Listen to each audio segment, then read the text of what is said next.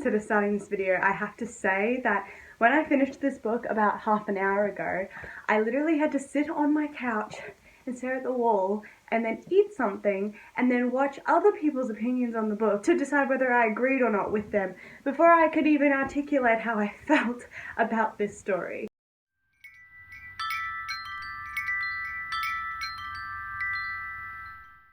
I'm so frazzled from this book, holy moly. Today we're going to be talking about the book that I'm holding, House of Earth and Blood, Crescent City by Sarah J Maas, book 1.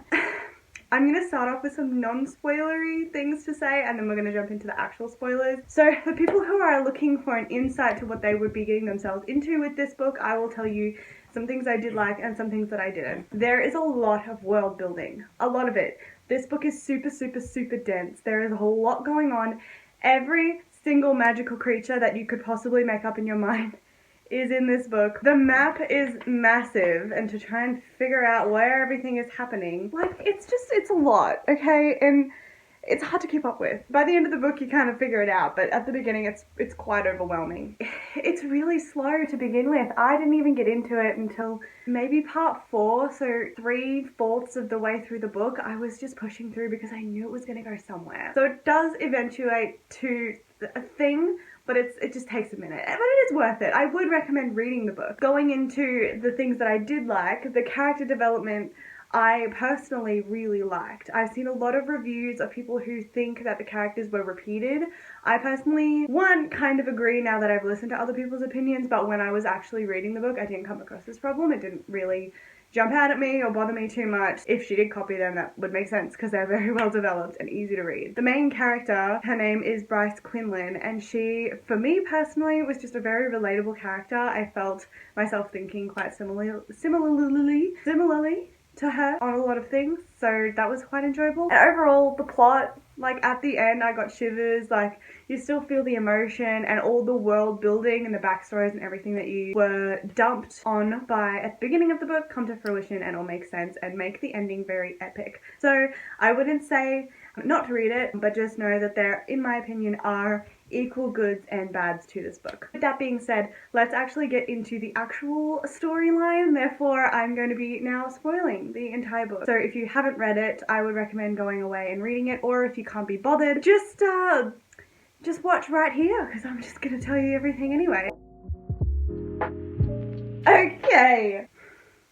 Wow. Okay, so this bloody book, can I just say, yeah, look, I struggle with it a lot. I am definitely the kind of person that wants to just sit down and read the entire book in one sitting, or like over 2 or 3 days. This book took me 3 weeks to actually read because it was just so slow at the start, and I would only read like 1 chapter at a time per sitting, which is so uncharacteristic of me. After I hit about part 4, when stuff with the investigation started happening and it was actually getting interesting and I was getting more invested into Bryce and Hunt, then I spent the last 2 days just completely finishing this book. I was reading about this friendship because that's really what this book's about. It's about Bryce and Danica's friendship and how it literally defied death.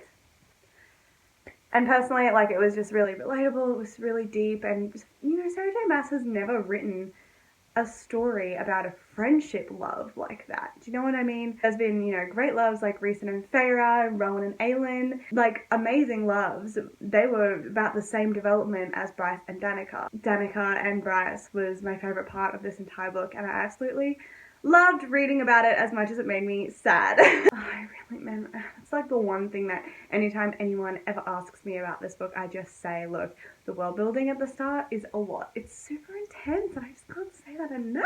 I loved Hunt. I thought he was amazing. I loved Bryce and Hunt's relationship throughout this book. I think that it was developed really well, you know, and I think they will be endgame personally. They had a very similar relationship development to Aelin and Rowan. They healed together, they went through their trauma together, and they were mirrors of each other, and they were equals, and like they didn't shy away from each other. All of that is very, very, very, very much like Rowan and Aelin. Bryce definitely has Aelin energy, definitely not Feyre energy, but there are similarities between them now that I'm looking back on it. Then at the end, when Bryce just like really, really rose up and became who she's meant to be, man, like, chills. If you watch any of my book review videos, all I talk about is characters and how they interact with the plot, not the plot itself and how the characters had a part in it.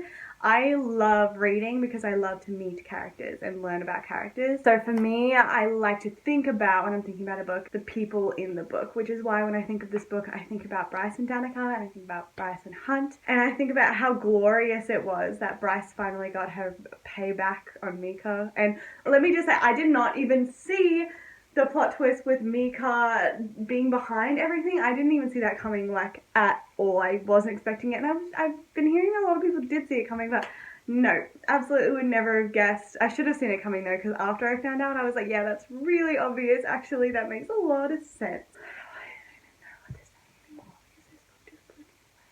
I didn't really like this. I really thought that this book review was going to be well articulated. I was really hyped up with these emotions from reading these other book reviews, and I just finished it, but I really am just sitting here like, I don't know what to say. It doesn't end on a cliffhanger, which I loved, because Chain of Gold did. I have many more questions about Chain of Gold that I don't know what I'm doing. I had a lot more questions at the end of Chain of Gold than I did of this. I'm quite happy with how this concluded. Just this thing where it's concluded and then there's like a curveball in the epilogue. Can I just say, Lele killed me. The whole scene in the library, like, it made me really sad because Bryce really was not nice to Lele. And that was when I started crying, and I didn't really finish crying until like the end. The drop scene really got me good. Like, that's when I really started crying, to be honest, because I knew that Bryce had something in her arsenal. I knew that Bryce was going to whip out some random power that no one knew was there. And then she really did. She really sent it. And it was refreshing because, you know, all these people that just kind of saw her as this party girl and didn't have a huge amount of respect for her because of, you know, her reputation with Danica and all these things. She really just kind of shoved it up their ass, and I really liked that part. Everything was a lie from the very beginning of the book, except... well, no, except nothing. Everything was a lie. Oh my god! When Hunt finally admitted that, when Hunt was caught, like, in the action of dealing with the synth, I was heartbroken, and I have never been more upset with someone in my life. This video is already just 15 minutes of me saying how much I loved Bryce and Danica's relationship. That's okay, because that's how I kind of feel about this book. I just feel like, you know, a lot of people didn't really relate to this book, and that's why there's so much negative feedback on it, and that's totally fine. Like, you don't have to love every single book that Sarah J Maas releases. She's a thick boy. It's like very small words. It's a lot, nearly 100 chapters. It's definitely a commitment. Definitely a commitment. Definitely worth it in my own opinion. I don't plan these book reviews ever. I literally just word vomit anything that comes into my mind. Thought it would be good because I just finished the book, but obviously all I can think about is like 4 different things. But as an overall thing, I really did like this book. I hope you read it because we can talk about it in the comments if you want. And I'm really excited for the next book. I really hope that the next book is all plot and just like further character development. I don't want any more world building. Anyway, that's all I have for you guys today. Thank you so much for watching, and I will catch you in my next video. Bye.